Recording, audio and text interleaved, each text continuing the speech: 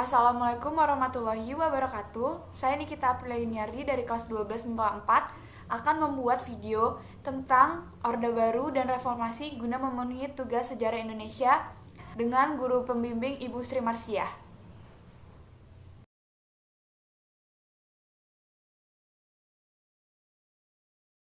Baru adalah suatu tatanan seluruh peri kehidupan rakyat, bangsa, dan negara yang diletakkan kembali pada pelaksanaan Pancasila dan Undang-Undang 1945 secara murni dan konsekuen.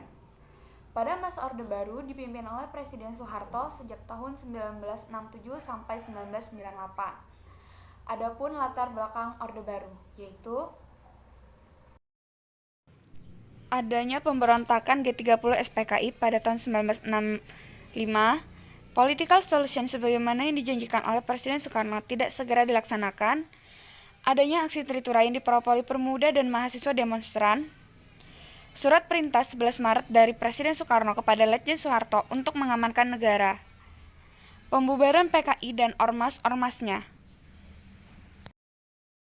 Secara singkat, Orde Baru dilatar belakangi oleh gerakan G30 SPKI yang menimbulkan lunturnya kepercayaan rakyat kepada Presiden Soekarno, sehingga banyak aksi-aksi yang dipelopori oleh kami atau mahasiswa, KAPI, pelajar, KABI, buruh, KAWI, wanita, dan KAGI, buruh, dan membentuk Front Pancasila.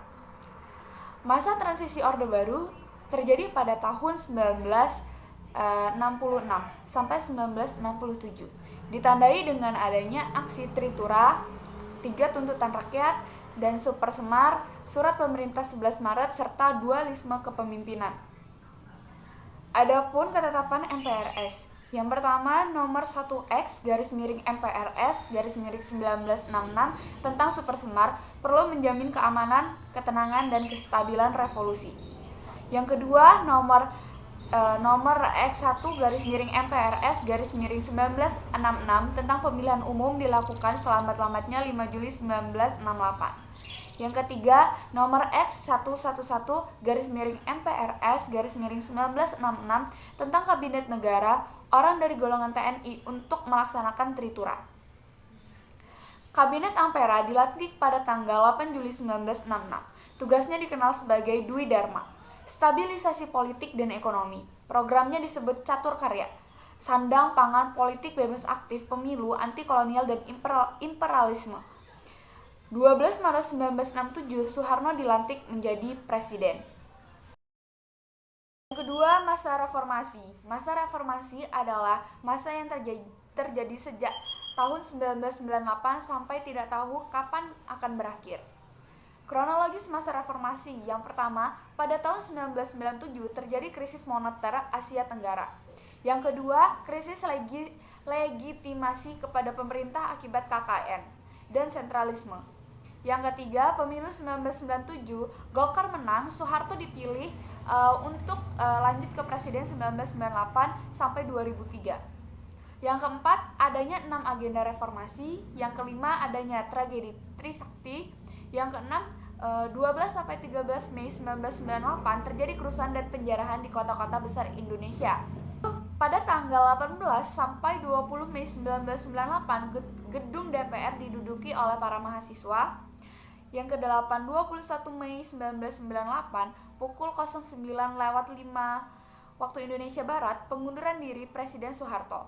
Yang ke-9, Presiden Soeharto digantikan oleh wakilnya, yaitu Presiden Baharudin Yusuf Habibie.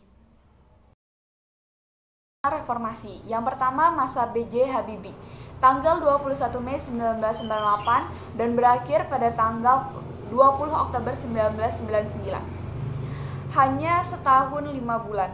Kebijakan yang dilakukan pada masa B.J. Habibie, yang pertama membentuk Kabinet Reformasi Pembangunan, yang kedua menetapkan Undang-Undang Nomor 9 Tahun 98 tentang kemerdekaan menyampaikan pendapat di muka umum, yang ketiga membebaskan para tahanan politik masa Orde Baru, yang keempat melakukan restrukturasi dan rekapitulasi perbankan melalui pembentukan BPPN. Menaikkan nilai tukar rupiah terhadap dolar hingga di bawah Rp10.000 mengadakan jejak pendapat bagi warga Timur Timur untuk memilih mereka akankah menetap menjadi bagian Indonesia atau tidak.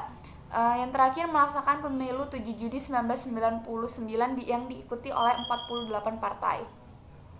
Yang kedua, masa Abdurrahman Wahid 20 Oktober 1999 sampai 23 Juli 2001, setahun 9 bulan.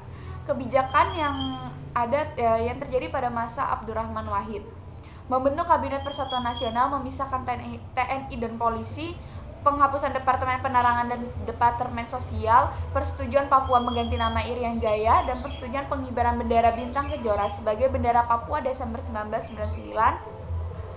Memberlakukan Dekret Presiden 23 Juli 2001